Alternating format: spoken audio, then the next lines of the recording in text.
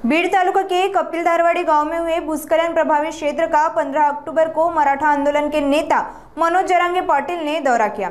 उन्होंने भूस्खलन से प्रभावित परिवारों से मुलाकात की और उन्हें दिलासा दिया और हालात का जायजा लिया। पिछले 1 महीने से यहाँ जमीन धंस रही है, जिससे कई घरों को नुकसान हुआ और कुछ परिवार खुले में रहने को मजबूर हुए। गांव का मुख्य रास्ता भी लगभग 10 फीट तक धंस चुका है, जिससे आवाजाही बंद है। जरांगे पाटिल ने इस संबंध में मंत्री शंभूराज देसाई से फोन पर चर्चा की और प्रशासन से मांग की कि वे राज्य सरकार को वास्तविक रिपोर्ट भेजे और प्रभावित परिवारों का पुनर्वसन कर जमीन हस्तांतरित करे। अब देखना होगा कि जरांगे की इस मांग पर प्रशासन आखिर क्या निर्णय लेगा। कपिल धारवाडीला आणि या गाव ग्रामस्थांना हमेशा शासनाला प्रशासनाला सांगितलेलं आहे की यांचं पुनर्वसन व्हावं।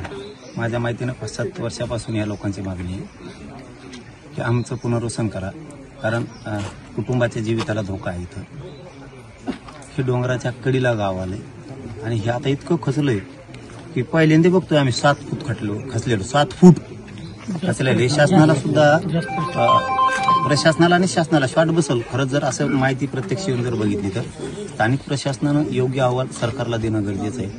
मी आत्ताच येताना शंभूराज देसाई साहेबांना सुद्धा बोललो की पुनर्वसन मंत्री आपले मकरंद आबांचा फोन लागत नव्हता मंत्री महोदयाचा, म्हणून त्यांना लावला। त्यांनी सांगितलं की आम्ही त्यात पुरेपूर लक्ष घालतो, काय काय अडचणी आहेत, काय काय आल्यात, प्रस्ताव वगैरे आलाय का नाही आला। आमचं म्हणणं आहे की यांना आता तुम्ही तातडीनं ताबा देणं खूप गरजेचं आहे। तुम्ही जर हस्तांतरित केलंय गायरान इथलं तर ते गावकऱ्यांच्या ताब्यात देणं खूप गरजेचं आहे। म्हणजे त्यांना तिथं जनावरं बांधता येतील, शेड मारता येतील किंवा राहता तर येईल। इथं राहायचं म्हणजे जीव धोक्यात घालून आता त्या घरात पेशंट आहे, ते कसं न्यायचं आता, ही जबाबदारी सरकारची नाही आहे का?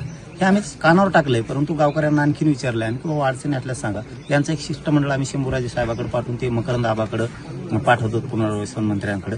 आता त्यांचं ज्या दिवशी सांगतील त्या दिवशी त्यांना पाठवतो आम्ही, तर सांगितलं आणि लावून धरून लवकर होईल। पण तुम्ही गावकऱ्यांनी सुद्धा जीवाला जपावा, कारण हे संकट असं सांगून येत नसतं। उगाच आपण धाडस करू नका कसं, पण आपण हे लावून धरू इथलं आणि न्याय 100% देणार आहे। 100% या गावाला न्याय द्याल।